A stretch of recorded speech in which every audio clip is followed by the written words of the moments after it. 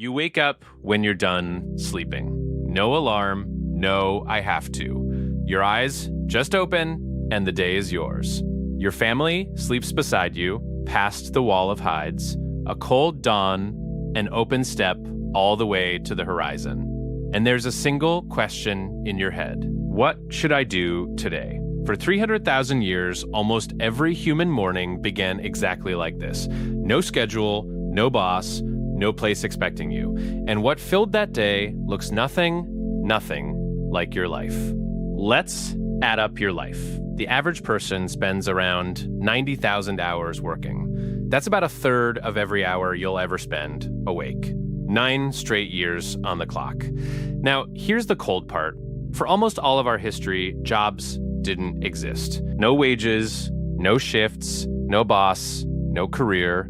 What time do you get off today?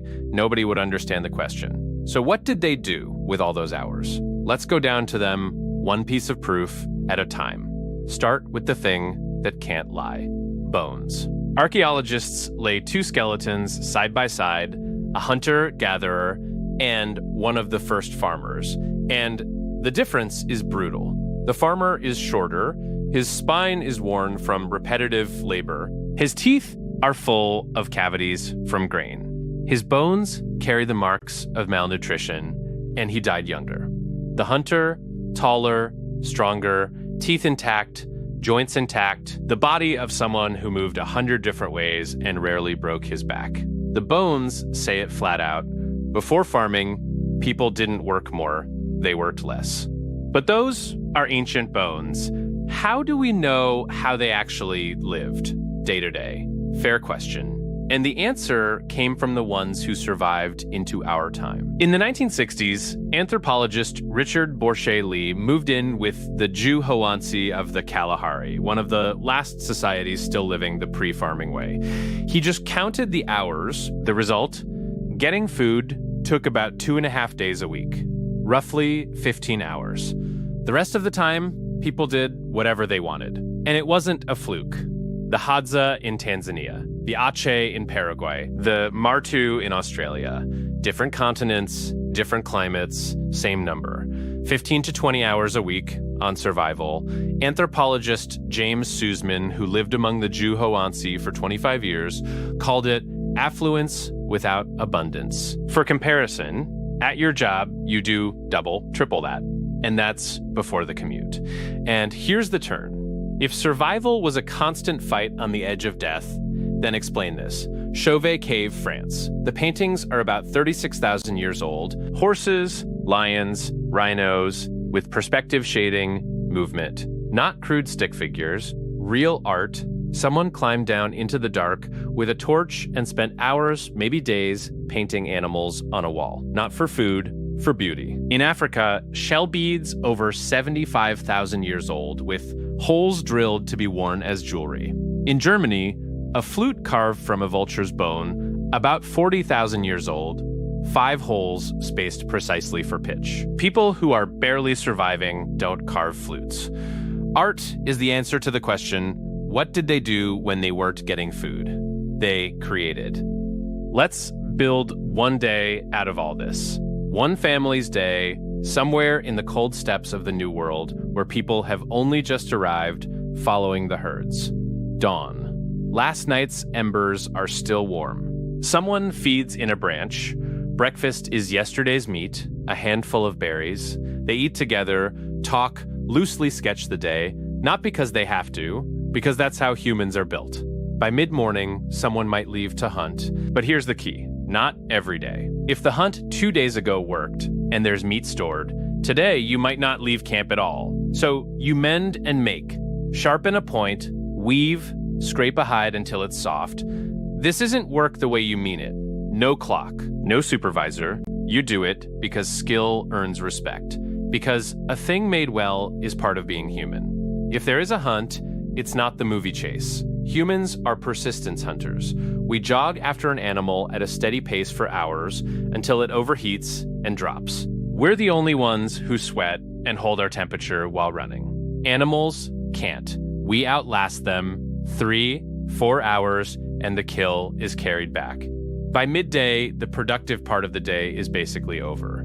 And then comes the part modern people find hardest to understand. Nothing. And everything at once. People rest, they sit in the shade and talk, they mess around with the kids, they pick through each other's hair, reinforcing bonds, they make beads, carve patterns into bone, they nap. An anthropologist clocked these groups at about 6 hours a day of pure social time. Not work, not sleep, just being with people. Talking, laughing, telling jokes.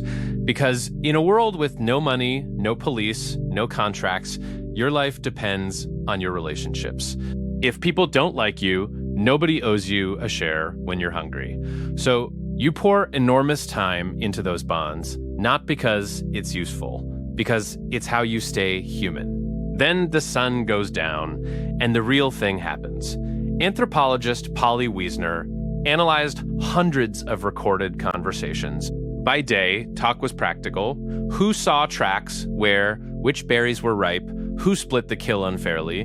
But at night, by the fire, 81% of the talk turned into stories. Myths about how the world began. Ancestors doing the impossible. Jokes that wrecked everyone. Faraway lands. This, she argues, is where culture was born. Gods, spirits, the past and the future, the things you only think about when you're fed and safe.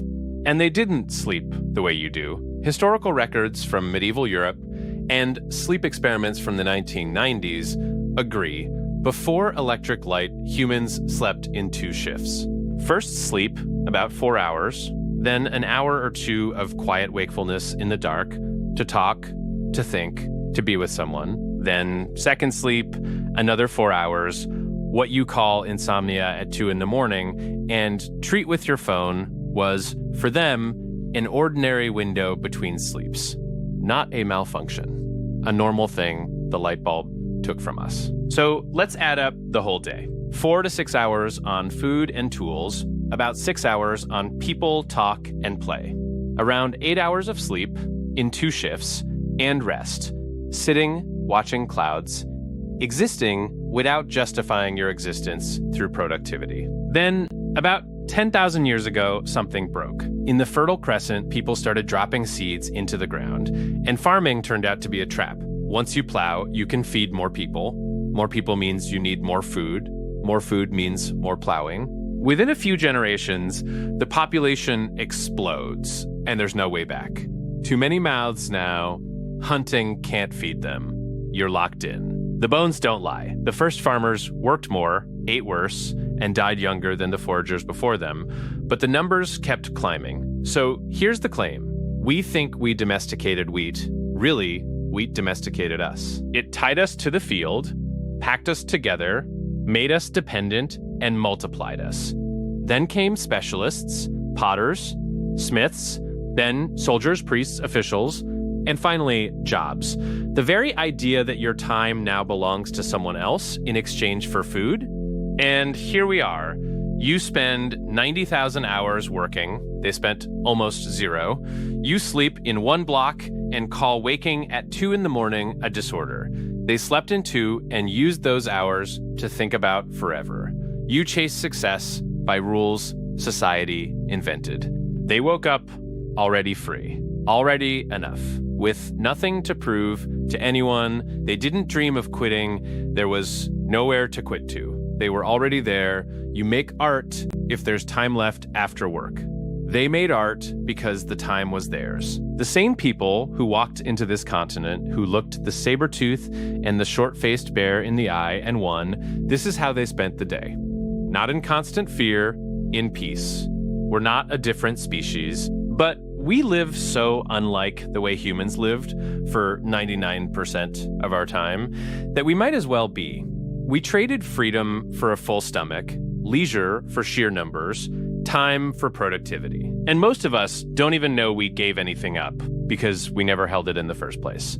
So here's today's question. Drop it in the comments. If you had a day like that tomorrow, clean and free, what would you fill it with? Honestly, I read them. And for those who made it to the end, the next video already knows what to do with you.